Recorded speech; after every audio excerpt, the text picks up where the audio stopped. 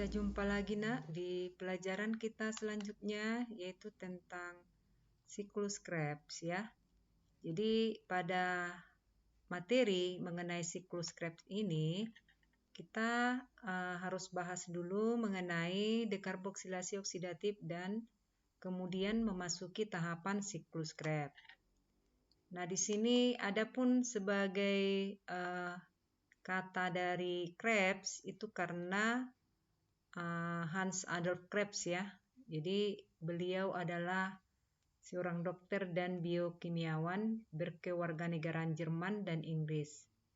Penerima penghargaan Nobel bidang fisiologi dan kedokteran untuk karyanya dalam menjelaskan proses metabolisme ya yang mau kita pelajari hari ini.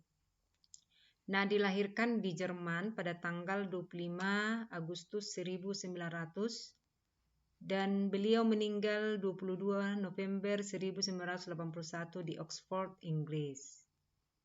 Jadi sekarang kita lihat bagaimana mengenai siklus Krebs. Jadi sebelum memasuki siklus Krebs ya, seperti kita ketahui ya bahwa sel itu melakukan proses metabolisme untuk menghasilkan energi dalam bentuk ATP. Jadi salah satunya melalui respirasi yang bersifat aerob, yaitu pemecahan substrat dengan bantuan oksigen. Jadi minggu lalu kita sudah bahas tentang tahapan pertama dari katabolisme yaitu glikolisis ya. Di mana pada glikolisis itu hasil akhirnya adalah 2 ATP, 2 NADH, 2 asam piruvat dan 2 H2O. Nah, sebelum memasuki siklus Krebs, tahapan berikut setelah glikolisis adalah dekarboksilasi oksidatif. Jadi atau DO ya, biasa disingkat dengan DO. Untuk mengubah 2 asam piruvat menjadi asetil koenzim A. Nah, selanjutnya nanti asetil koenzim A inilah yang akan dibawa ke matrik mitokondria untuk memasuki siklus Krebs. Jadi pada tahap DO ini ya, berlangsung dibantu oleh enzim. Jadi proses ini dimulai dengan lepasnya gugus karboksil ya, gugus karboksil di sini ya, atau karboksilat dengan min COO dari asam piruvat ya, dari asam piruvat.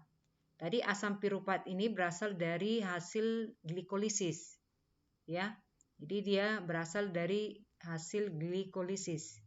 Jadi karboksilat ini tadi yaitu min COO dari asam piruvat menjadi dilepas ya menjadi CO2 ya. Kemudian nanti sisa 2 atom dari asam piruvat ini ya akan dikatakan di sini dari atom piruvat ya. Jadi 2 atom dari asam piruvat dalam bentuk CH3COO akan mentransfer kelebihan elektronnya menjadi molekul NAD+ ya, NAD+ dan nantinya akan membentuk NADH. Ya, NADH. Jadi molekul yang 2 atom karbon tersebut akan berubah menjadi asetat ya. Jadi asetat. Jadi terakhir koenzim A atau CoA biasanya singkatannya CoA atau CoA boleh nih. Nah, inilah yang dikatakan diikat pada asetat membentuk ya, diikat oleh asetat membentuk asetil koenzim A. Maka siklus Krebs pada gambar dekarboksilasi oksidatif ini maka menghasilkan tadi ya dari 2 asam piruvat diubah menjadi NADH, menghasilkan NADH dan asetil koenzim A dengan bersisa dilepaskannya CO2. Jadi hasil dari dekarboksilasi oksidatif ini adalah, jadi apa hasilnya kita lihat di sini.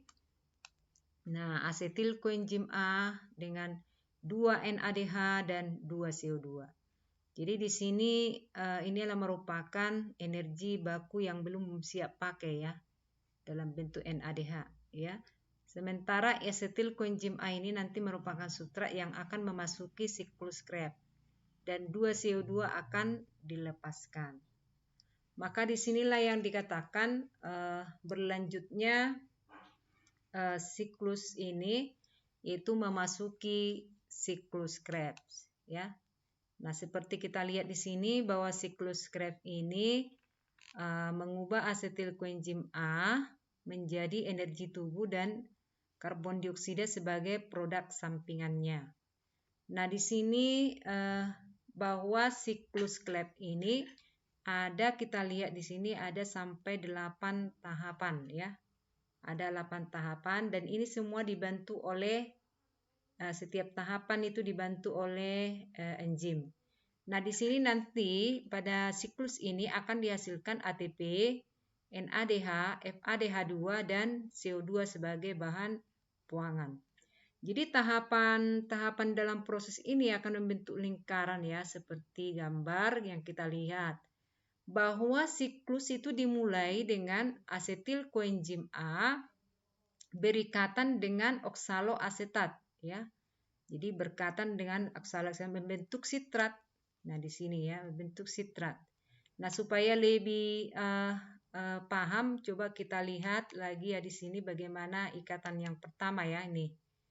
Nah, di sini tahap pertama tadi asetil koenzim A berikatan dengan oksaloasetat menghasilkan membentuk sitrat, ya. Nah, ini dibantu oleh enzim sitrat sintase. Nah, kemudian yang kedua di sini sitrat akan diubah menjadi isositrat, ya. Jadi sitrat akan diubah menjadi isositrat oleh enzim akonitase, ya. Di sini dibantu oleh enzim akonitase. Ini boleh kalian lihat seperti di gambar. Dan di sini nanti dihasilkan ada NADH, ya. Kemudian yang ketiga kita lihat, ya, yang ketiga di sini tahap pengubahan asam isositrat, ya. Jadi isositrat ini disebut diproses menjadi alfa ketoglutarat. Nah, ini nanti dibantu oleh enzim isositrat dehidrogenase, ya. Nah, di sini ada melepaskan CO2. Ya, ada melepaskan CO2 dan menghasilkan NADH. Nah, kemudian di tahap keempat di sini selanjutnya kita lihat bahwa alfa ketoglutarat, nih, ya, alfa ketoglutarat akan diubah menjadi suksinil, ya, koenzim A. Jadi diubah menjadi suksinil koenzim A, ya.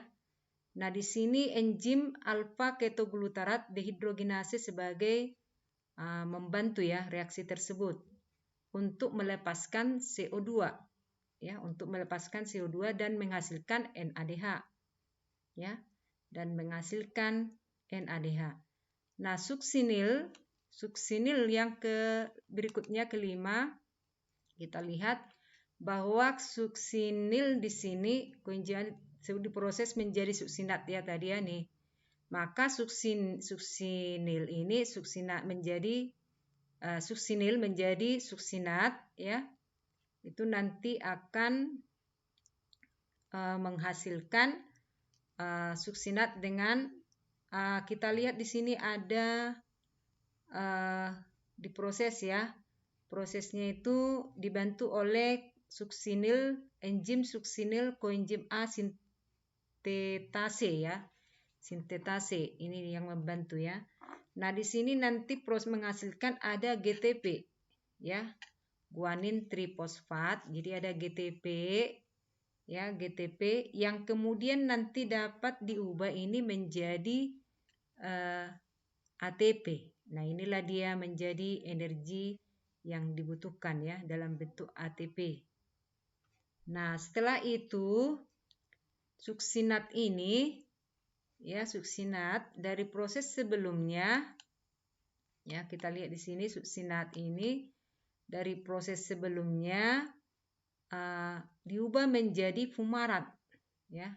Jadi suksinat diubah menjadi fumarat oleh enzim suksinat dehidrogenase dan menghasilkan FADH2, ya, FADH2.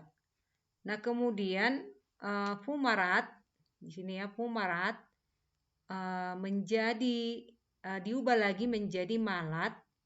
Ini bantuan oleh enzim fumarase, ya, fumarase.